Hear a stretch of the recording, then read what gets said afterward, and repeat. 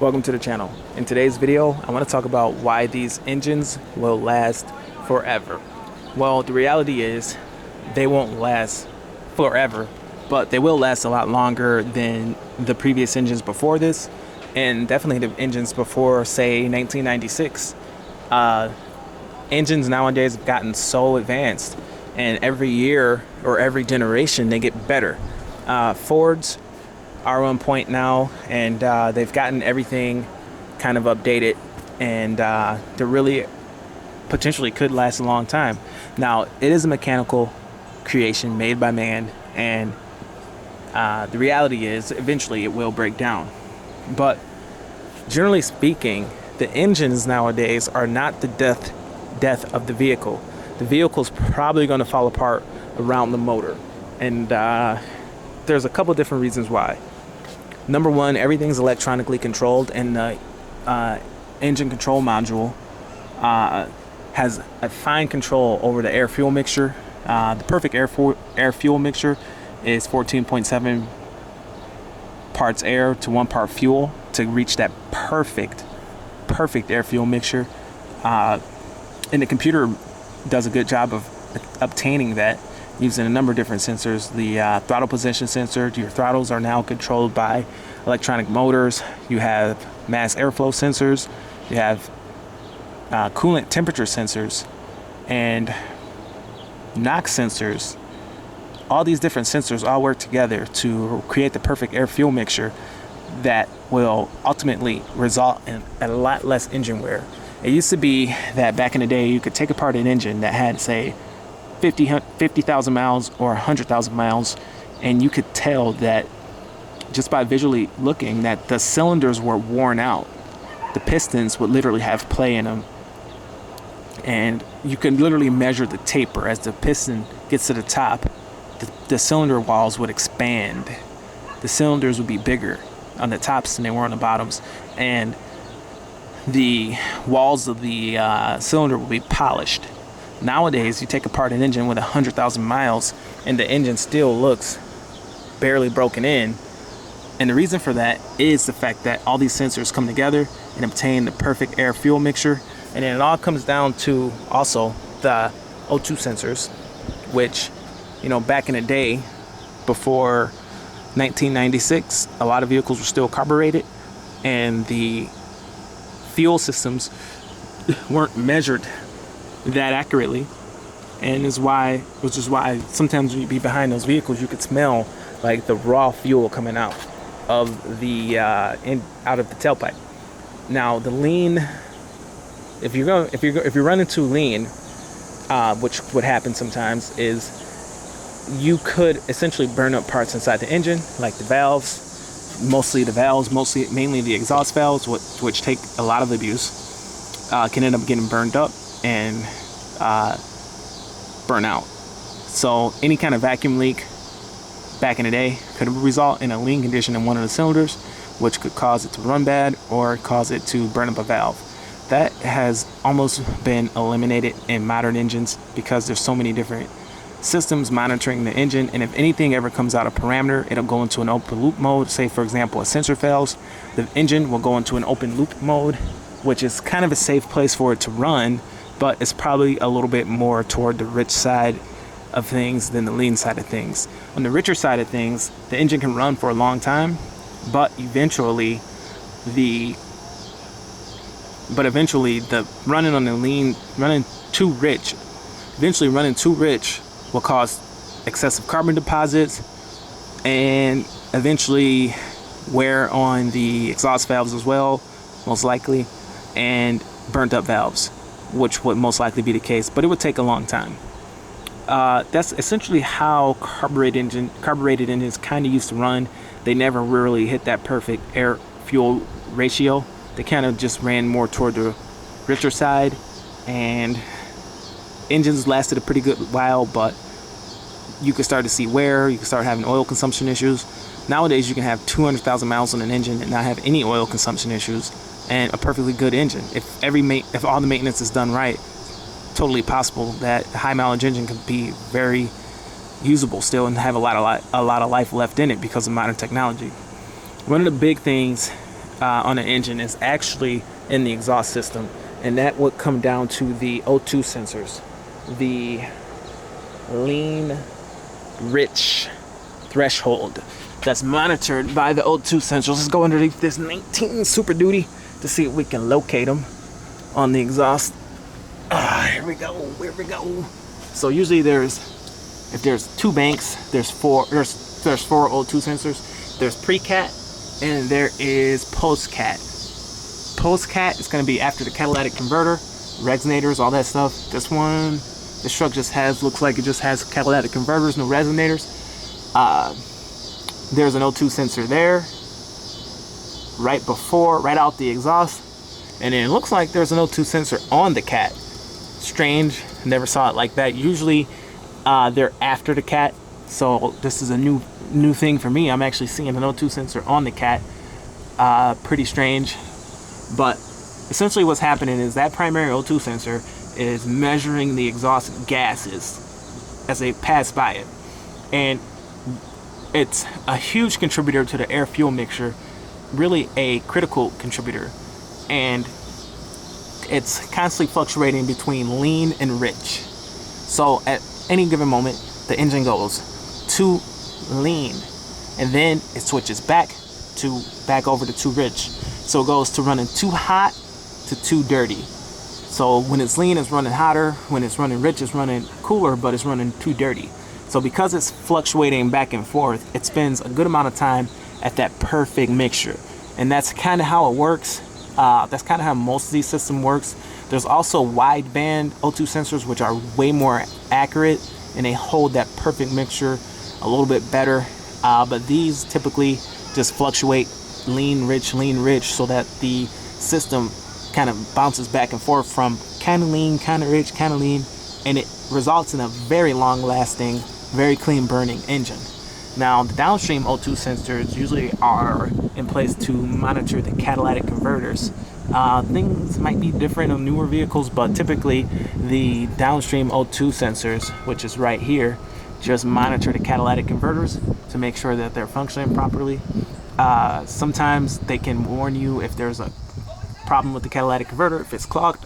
If you cut the catalytic converter out of the vehicle, it'll pull a code, but usually a programmer can get around that code to make it so it's not out.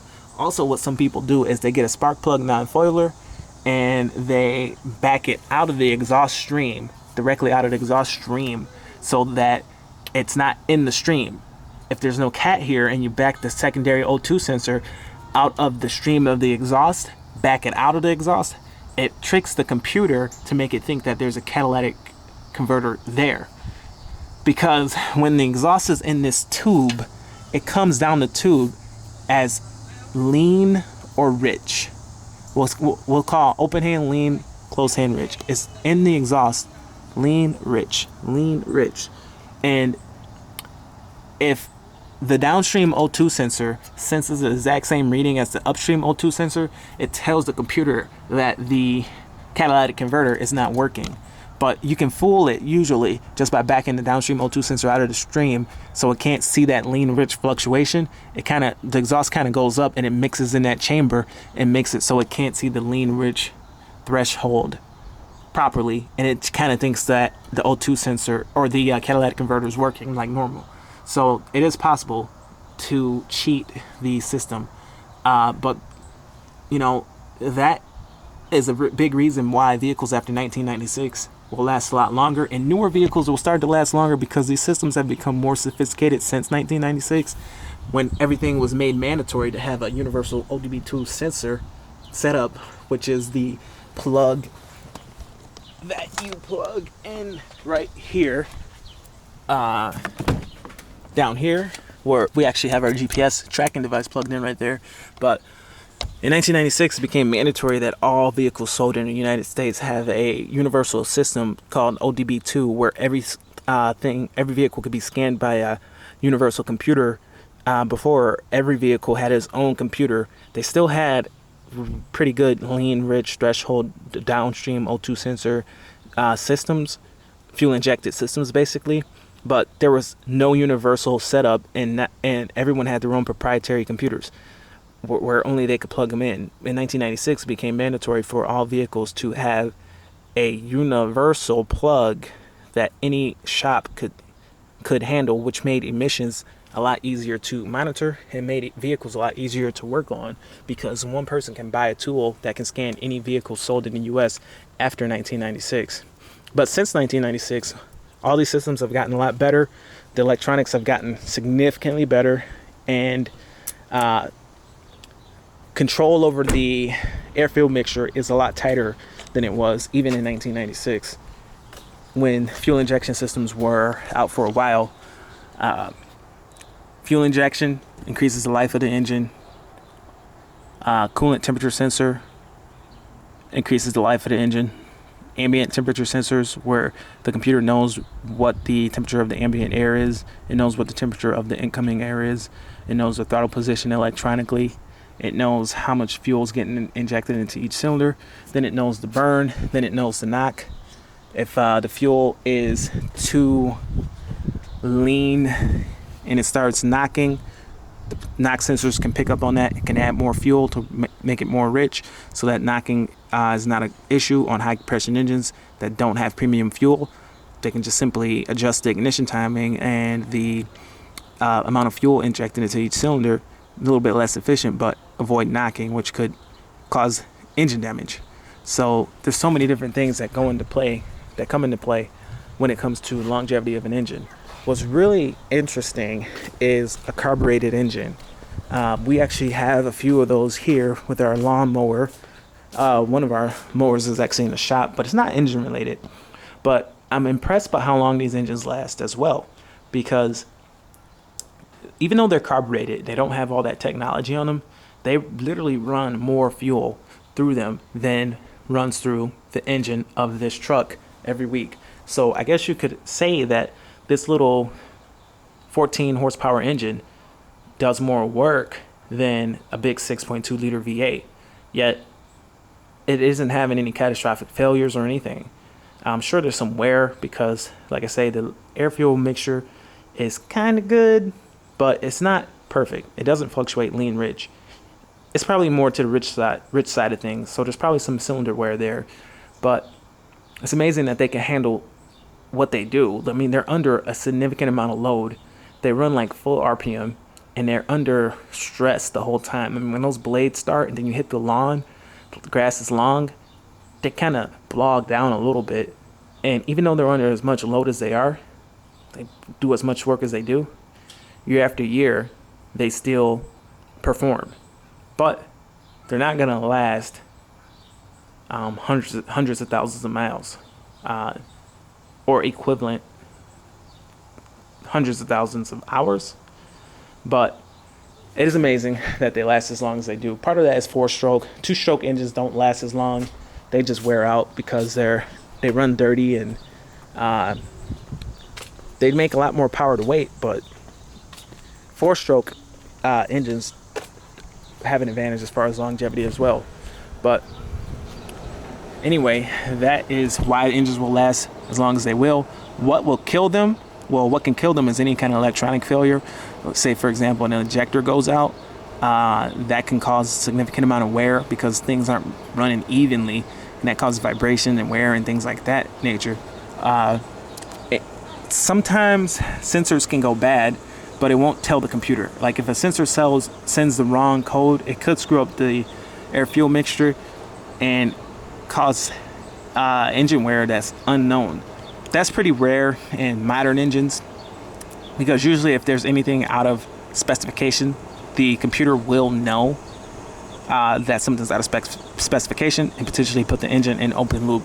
So what can happen a lot of times is a sensor fails, and then the check engine light comes on, and the computer kind of goes into this open loop safe zone, and you just ignore that check engine light, and you're running more toward the rich side because you're in a safe zone, the safe open loop zone, which is the zone you're in when you start the car and before it heats up.